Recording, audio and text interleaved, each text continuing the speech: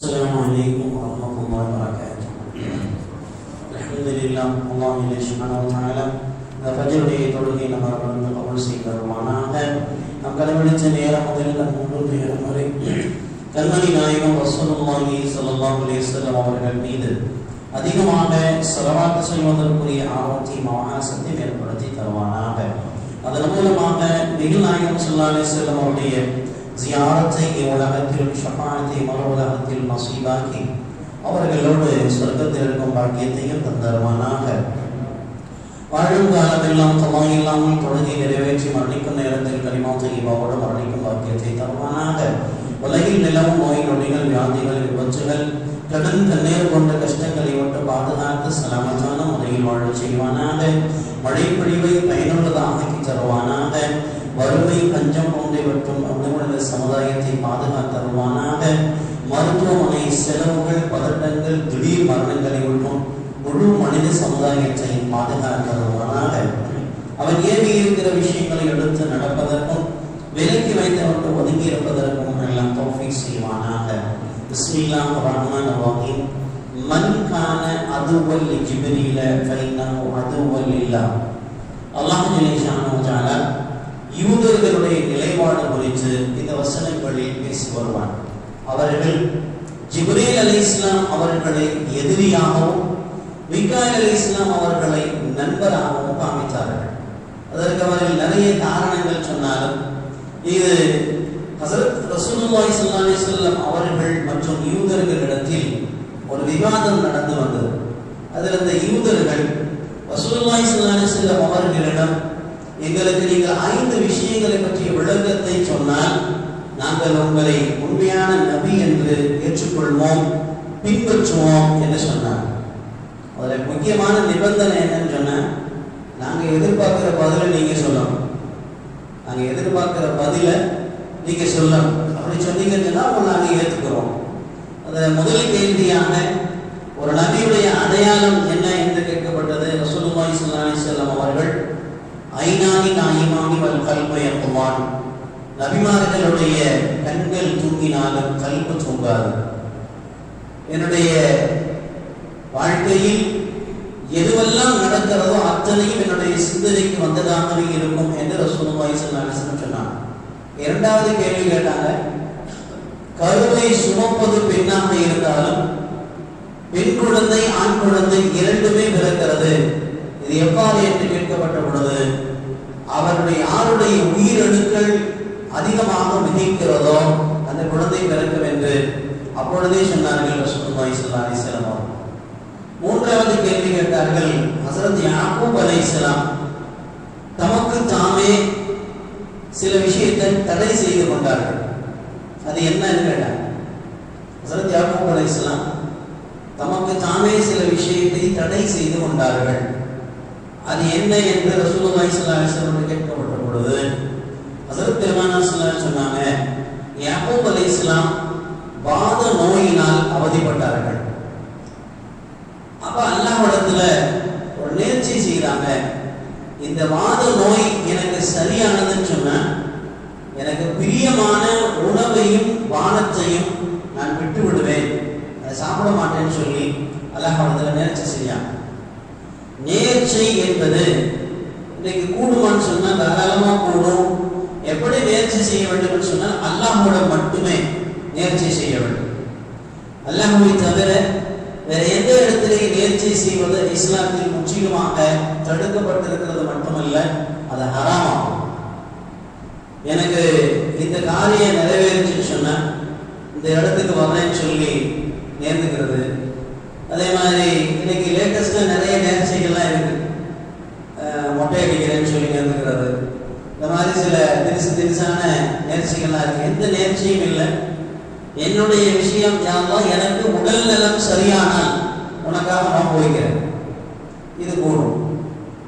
நான் நினைக்கக்கூடிய விஷயம் நிறைவேறுச்சுன்னு சொன்னா அல்லாஹ்வுக்காக சில விஷயம் செய்கிறேன் அப்படின்னு சொல்லி நேர்ந்து கொள்ளலாம். 10 ஏழைகளுக்கு உணவளிக்கிறேன், அல்லாஹ்வுக்காக என்ன செய்யலாம், 10 ஏழைகளுக்கு உணவளிக்கிறேன். இது மாதிரியான நேர்ச்சிகள் கூடுமே தவிர நம்ம இன்னைக்கு செய்யற மாதிரி இந்த இடத்துக்கு வரணும், எப்படி பயணம் போறேன் அப்படின்னு சொல்லி எல்லாம் நேர்ச்சை செய்வது கூடாது.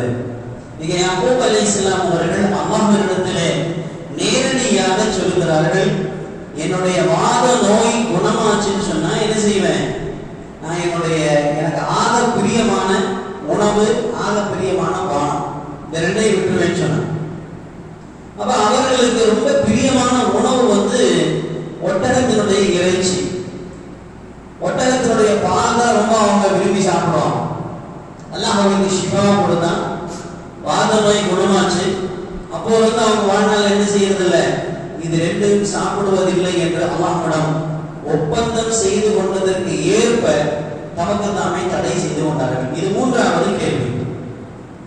நாலாவது கேள்வி கேட்டாங்க யூதர்கள், இடி என்றால் என்ன?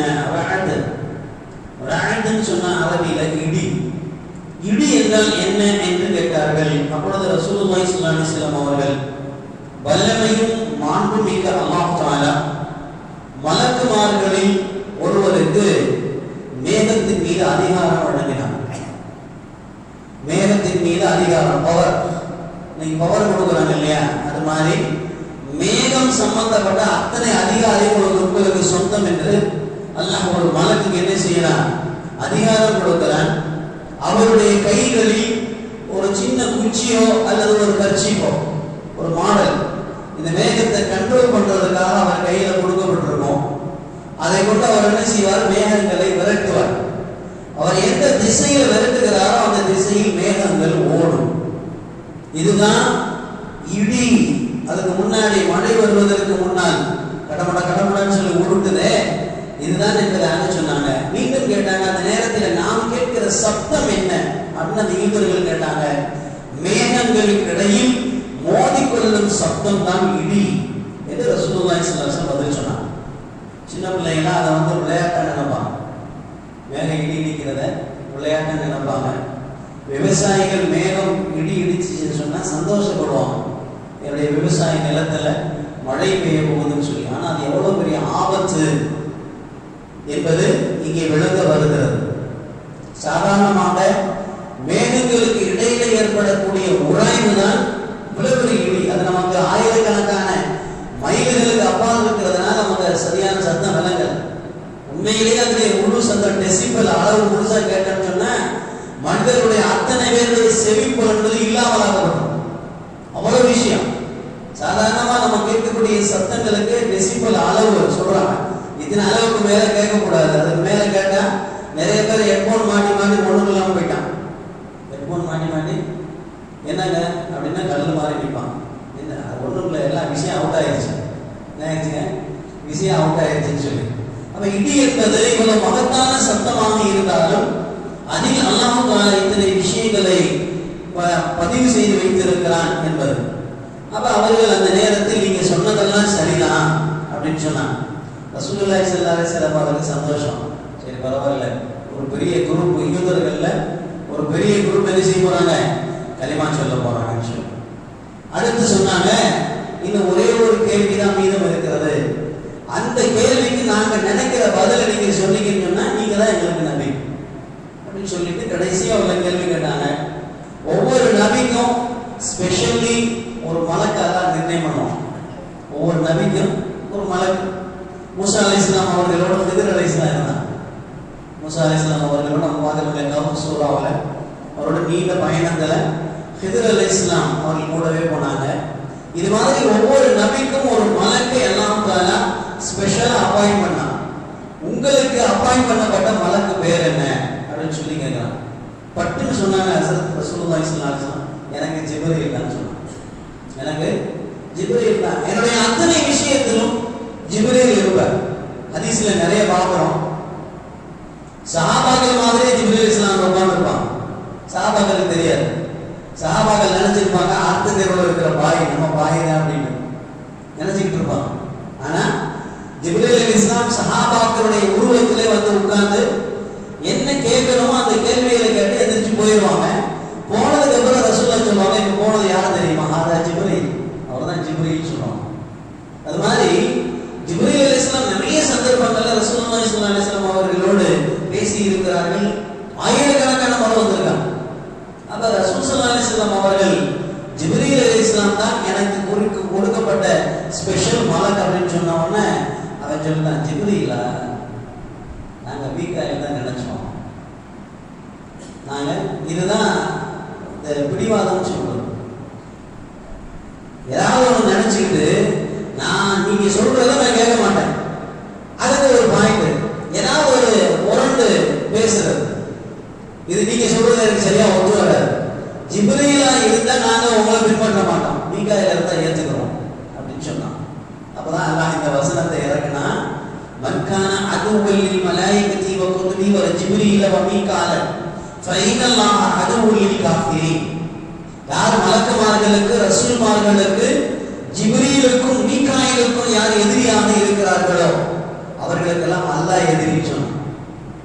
இந்த வசனம் இறக்கப்பட்டதுக்குள்ளான காரணம், மலக்குமார்கள் நீங்க என்னைய மார்க் போடுறது, எனக்கு பிடிச்ச மலக்கு அவரு, எனக்கு பிடிக்காத மலக்கு இவருன்னு சொல்லி எல்லாமே அல்லாஹ்வுடைய அடியார்கள், எல்லாம் நியமித்தவர்கள். அல்லாஹ் எதை சொன்னாலும் அதை செய்வாங்க. இது எனக்கு மீகாயில் ஃப்ரெண்டு, ஜிப்ரீல் எனிமின்னு சொல்றது உங்களுக்கு என்ன ரைட்ஸ் இருக்கு. அதனால என்ன இல்லை, ஜிப்ரீலை எதிர்த்தாலும் சரி, மீகாயிலை எதிர்த்தாலும் சரி, ஃபைனல்லாஹ அதுவுல் லில் காஃபிரீன், நிச்சயமாக இந்த இறை மறுப்பாளர்களுக்கு அல்லாஹ் எதிரி என்பதாக இந்த வசனத்தில் சொல்கிறார். எனவே அல்லாஹ்வுடைய கட்டளை எதுவெல்லாம் சொன்னானோ அதெல்லாம் கேட்கிறோம். ஆமன்னா சொல்லம்னா என்னுடைய சொந்த கருத்துக்கள், என்னுடைய விருப்பு வெறுப்புகள் அங்க போய் சொல்றதுக்கு நமக்கு அதிகாரம் இல்லை. எனவே அல்லாஹ்வுடைய சட்டங்கள் முழுவதுமாக நாம் கேட்டு அமல் செய்யக்கூடிய பாக்கியத்தை நமக்கு அல்லாஹ் நசீபாக்குவானாக. சுப்ஹானல்லாஹி வ பிஹம்திஹி, சுப்ஹானக்கல்லாஹு வ பிஹம்திக, நஷ்ஹது அன் லா இலாஹா இல்லா அன்த, நஸ்தக்ஃபிருக வ நதூபு இலைக். சுப்ஹான ரப்பிக ரப்பில் இஸ்ஸத்தி அம்மா யசிஃபூன், வ ஸலாமுன் அலல் முர்ஸலீன், வல்ஹம்துலில்லாஹி ரப்பில் ஆலமீன். ஸல்லல்லாஹு அலா முஹம்மத் ஸல்லல்லாஹு